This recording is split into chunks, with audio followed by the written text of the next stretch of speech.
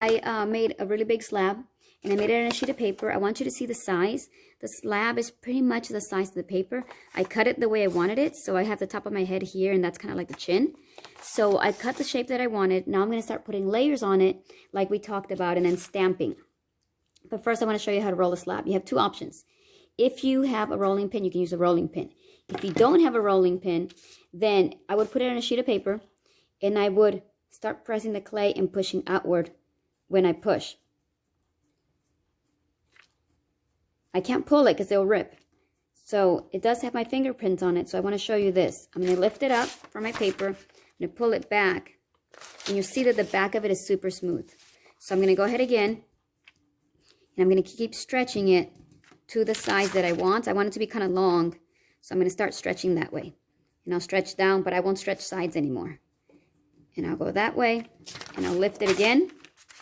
You see my back of it is really nice, and that's the side I'm going to show because I don't want my fingerprints to show, and that way nobody can tell that I didn't have a rolling pin.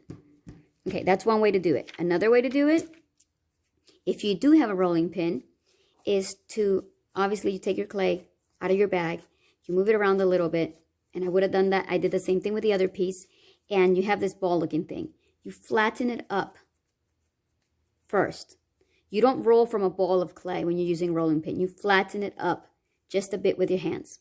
You go ahead and put it down, and then you just start rolling with your rolling pin and start rotating it so it can grow in different directions. Because if you don't rotate it, it's going to grow into one long piece. And if that's what you want, that's okay. So I actually want a long piece, so I'm going to stop rotating. I start over here, and I start a little bit, and then I kind of roll. Now, I have really good control of even pressure. If you don't, here's the trick. You put two pencils down. If it gets really skinny and really fat on the other side, the trick is to put two pencils down and you roll. You just keep rolling it, and the rolling pin hovering over the pencils will give you a nice even thickness. So there's my piece. So now I'm going to go ahead and cut this to be kind of like the nose left side of the face. So let me go ahead and do that real quick for you. So I went ahead and drew what I think the side of my face would look like. So now I'm going to grab my knife and I'm going to cut it by pressing gently. And I'm not going to try to cut this because I'm going to mess it up. So I'm going to cut this away, kind of like we did in the other video. You know what I should have really done? I'm sorry. Before I drew this, I should have really turned it over like I told you earlier and unstick it. Because if I don't, I'm going to have a lot of problems keeping my actual face. I'm glad that happened because it's going to happen to you. So now I can tell you. So there it is. I'm going to start cutting. And now when I cut pieces away, they lift very easily. You see the difference? I didn't have it ready last time, so now I did. So I'm going to finish cutting that. So I decided to make it the right side of the face instead. Just because I looked at this, so I matched this side to it. And I'm going to start stamping whatever pattern I want on here. Because remember that when we stamp on them, we're going to have this great texture to paint. So I'm going to start stamping, and I'm just using the back of a marker. And I'm going to stamp that onto it. In the inside, I'm just going to stamp this to it. Remember, all these beautiful stamps that we make are going to give us this wonderful painting surface. Because we just finished mixed media. And we saw what layering a color can do. So this will give us something very similar. So the clay will bounce a little bit back.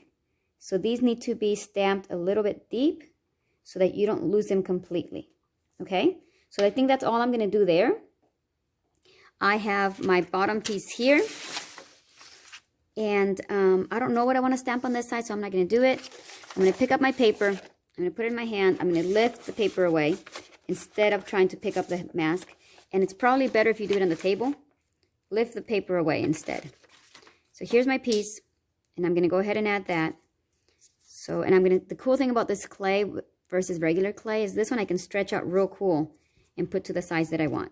So now when I have it where I want, I'm going to get a little bit of water and put a little water in between them just so that they can stick. I don't like to put the water first because then it's really hard to move this thing around and adjust it where I want it. So I'm just going to lift it up. And I'm just going to add some water right there and lay it kind of back down a little bit. Lift it up from this side And that's how I like to do big pieces. Little pieces, I do add water to them right away. But big pieces are harder to manage, so that's just the way I like to do it. I did mess up a little bit here, so I'm going to use my marker. Remember those little tiles I made in that other video? They're just examples of how to stamp. So just realize that you have all kinds of things that you can stamp with so that we have this great painting surface. Okay, so now I'm going to add some eyes. I'm going to add some lips.